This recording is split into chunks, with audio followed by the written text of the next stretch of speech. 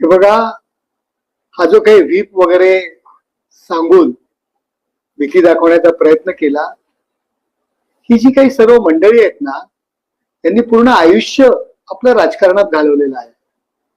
बोरू बहादरगिरी करून ते खासदार नाही झाले. ग्रामपंचायतीच्या सदस्यापासून जिल्हा परिषद सदस्य, आमदार म्हणून हे लोक निवडून आले. त्यांना कायदा कळतो. जो तुम्ही कायदा अँटी डिफेक्शन लॉ म्हणताय ना, तो सभागृहात लागू होतो. सभागृहामध्ये पक्षाच्या आदेशा व्यतिरिक्त मतदानात भाग नाही घेतला, पक्षाने जो आदेश दिलाय त्याच्या विरुद्ध मतदान केलं तर तो व्हीप लागू होतो संसदेच्या मध्ये किंवा विधानमंडळात, विधान परिषदेच्या सभागृहामध्ये. कोणाला शिकवताय? अरे ती मंडळी शिकलेली मंडळी आहे, अशी ऐरी गैरी नाहीये.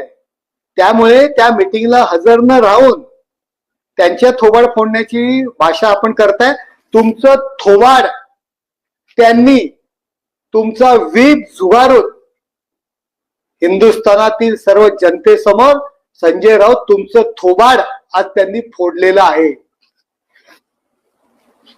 संजय राऊत यांनी देखील आज टीका केलेली आहे आणि मग सकाळी गोलपीठाचा संदर्भ दिला त्यांनी.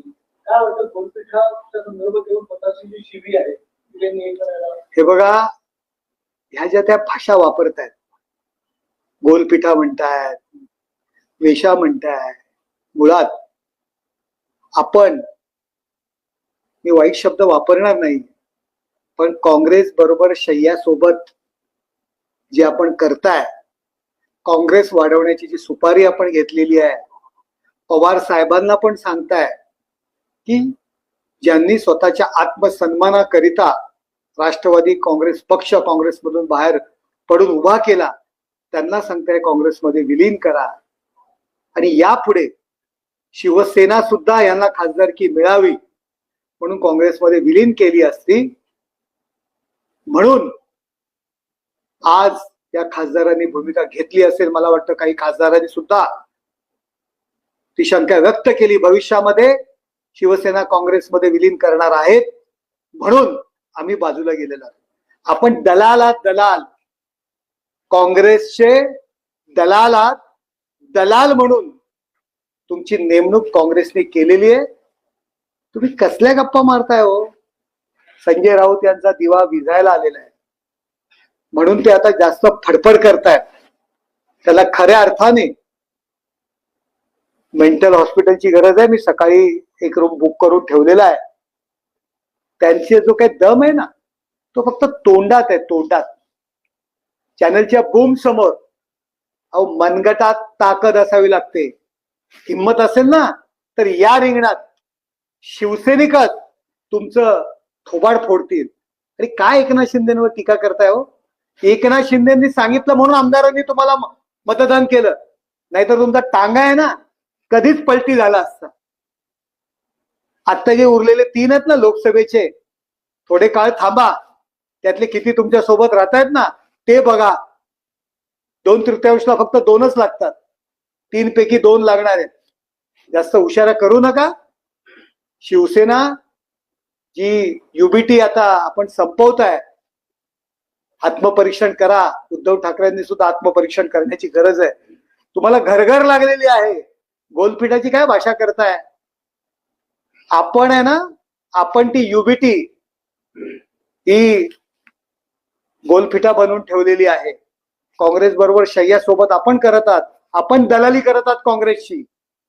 त्यापासून त्या युबीटीला बाहेर काढा, लोकांमध्ये जायला सांगा. हे धंदे आहेत ना ते बंद करा. सर, ज्यावेळेस पत्रकारांनी प्रश्न अरविंद सावंतांना विचारला की भेट होत नाहीये उद्धव ठाकरेंसोबत म्हणून अशा प्रकारच्या भूमिका घेतात, त्याला या प्रश्नावरती देखील अरविंद सावंत भडकलेले पाहिजे. नाही, सत्य आहे. कित्येक खासदारांनी सांगितलं, संजय राऊतांना सांगितलं, अरविंद सावंतांना सांगितलं की तुम्ही आमची भेट घालून द्या, उद्धव ठाकरेंशी भेट घालून द्या. परंतु खासदारांना ती भेट घालून दिली जात नव्हती. आता मराठवाड्यातलं उदाहरण सांगतो. मराठवाड्यामध्ये विधान परिषदेच्या दरम्यान सगळ्या पदाधिकाऱ्यांनी सांगितलं, त्यांचा विरोध होता. विधान परिषदेने जागा डिक्लेअर केली, सर्व पदाधिकाऱ्यांचा, परंतु कुठल्याही पद्धतीमध्ये त्यांची भेट घालून दिली नाही. विधान परिषदेचा फॉर्म भरण्याकरता 10 आमदारांच्या सह्यांची गरज असते. आमदारांनी सह्या करण्यासाठी नकार दिला होता. शेवटी पुण्यामध्ये फॉर्म दिला, पुण्याची बैठक आहे म्हणून सांगितलं आणि पुण्यातल्या आमदारांची सही घेतली. एवढी खतखत. अंबादास दानवे यांच्या अर्जावरती 10 आमदार सह्या करण्यासाठी सुद्धा तयार नव्हते. मी सत्य या ठिकाणी बोलतोय, हा गौप्यस्फोट करतोय. भास्कर जाधवांनी सुद्धा नकार दिला होता. शेवटी पुण्याची बैठक म्हणून बैठकीच्या नावावरती सह्या घेतल्या गेल्या. ही परिस्थिती आहे यांची. ही काय भाषा करतायत? कुठल्या भाषा करतायत? एकनाथ शिंदे आणि श्रीकांत शिंदे यांना शिवसैनिकांची भीती आहे, त्यामुळे ती मोठी सुरक्षा घेऊन रस्त्यावरती फिरतात. हिंमत असेल तर सुरक्षा कमी करून तुम्ही फिरा, असं संजय राऊत. एकनाथ शिंदेने तुमची किती फाडलेली आहे. ती शिवण्याकरता टेलर पण तुम्हाला मिळणार नाहीये. दाबण जरी घेतलं ना तरी तुम्हाला ती शिवता येणार नाहीये. त्याच्यामुळे ह्या भाषा करू नका. तुमच्यापेक्षा जास्त कडक भाषा आम्हाला करता येते. एकनाथ शिंदे सोडा हो. श्रीकांत शिंदे लहान मुलगा आहे, 3 वेळा खासदार निवडून आलेला आहे. गरज नाहीये. परंतु संपूर्ण महाराष्ट्रामध्ये, उत्तर महाराष्ट्र, पश्चिम महाराष्ट्र, मराठवाडा, विदर्भ पायाला भिंगरी लावल्याप्रमाणे फिरतोय. या ना, हिंमत असेल तर या आम्हाला आडवे या. आडवे येऊन बघा. आडवे येऊन बघा कशी खोलून ठेवतो तुमची ती. कसली भाषा करता? तुमच्यापेक्षा जास्त तिखट भाषा आम्हाला करता येईल. आता ऑपरेशन तुडवा सुरू केला आणि तुम्ही रस्त्यावर आम्ही तुम्हाला ऑपरेशन तुडवा नाही, युबीटी बुडवा. हे संजय राऊतांनी सुरू केलेली मोहीम आहे. युबीटी बुडवा आणि काँग्रेस वाढवा, ही संजय राऊतांची मोहीम आहे. ईडी आता दिल्लीचा पहिला आणि ईडी महाजन यांना बोलू असं तुम्ही म्हणाले. ईडीचा वापर करत आहे सरकार, त्यामुळे कुठेतरी दबाव वापरतो. हे बघा, आपण चुका करायच्या, आपण गुन्हे करायचे आणि म्हणायचं की ईडीचा वापर बंद करा. सर्वसामान्य माणसाला नाही ईडी लागत. तुम्हालाच का ईडी लागली? त्याच्यामुळे ईडी बिडी काय नाही, ठीक आहे. हे बिडी काढी गणपत वाणी बिडी पिताना, ही कविता आहे. तशी त्यांची परिस्थिती आहे की बालिश भाऊ बायकात बडबडला, अशी परिस्थिती त्यांची आहे.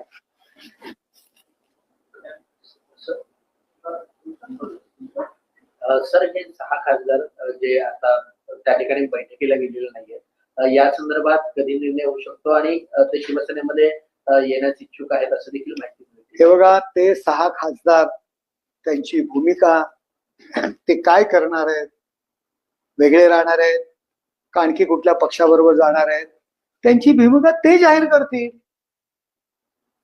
आपल्या समोर येतील आणि ते भूमिका जाहीर करतील. आमच्यामध्ये जर येणार असतील तर नक्कीच आम्ही त्यांचं स्वागत करू, कारण ते आमचे शिवसैनिक आहेत, कार्यकर्ते आहेत, पदाधिकारी आहेत, मेहनती आहेत. त्यांच्या मागे मोठा असा समाज आहे, जनता आहे, मतदार आहेत. अशांचं आम्ही स्वागत करू, पण त्यांची भूमिका ते जाहीर करतील.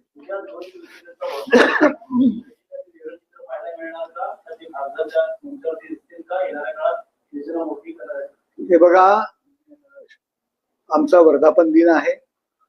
आपण पाहताय एका सभागृहात वर्धापन दिन घेतात आणि आमचा वर्धापन दिन नेस्को सारख्या मोठ्या मैदानामध्ये आम्ही करत असतो.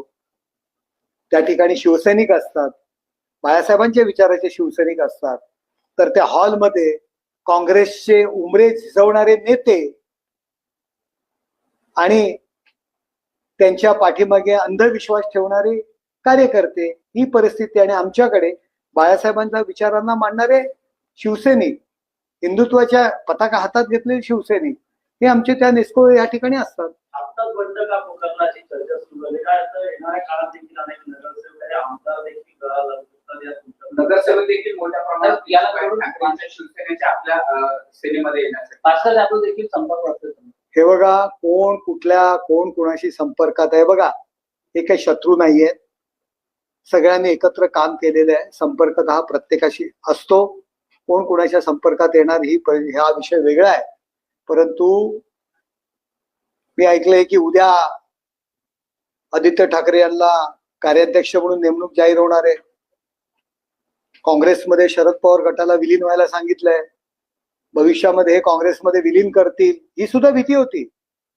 खासदार पूर्ण पक्ष संसदीय गट हा काँग्रेसमध्ये विलीन करणार अशा पद्धतीची चर्चा दिल्लीत होती. कदाचित ती विलीन करण्या अगोदर या खासदारांनी ही भूमिका घेतली असेल. कोण आमचा जो आहे ज्यांनी पूर्वश्रमीचा जो शिवसैनिक आहे, ज्यांनी बाळासाहेब ठाकरेंच्या विचारांशी प्रामाणिक आहे, तो काँग्रेसशी जवळीक ही त्याला कधी आयुष्यात पटणार नाही.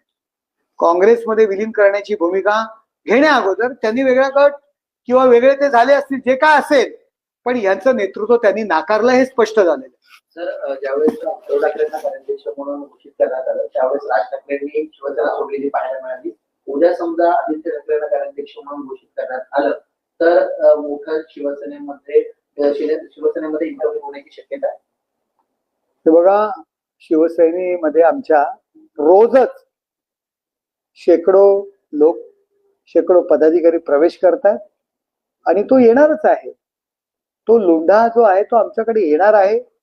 एकनाथ शिंदे साहेब ज्या पद्धतीत काम करतायत, रात्रंदिवस काम करतायत, लोकांना मदत करतायत, हिंदुत्वाचा विचार घेऊन पुढे सुरू आहे त्यांचं मार्गक्रमण.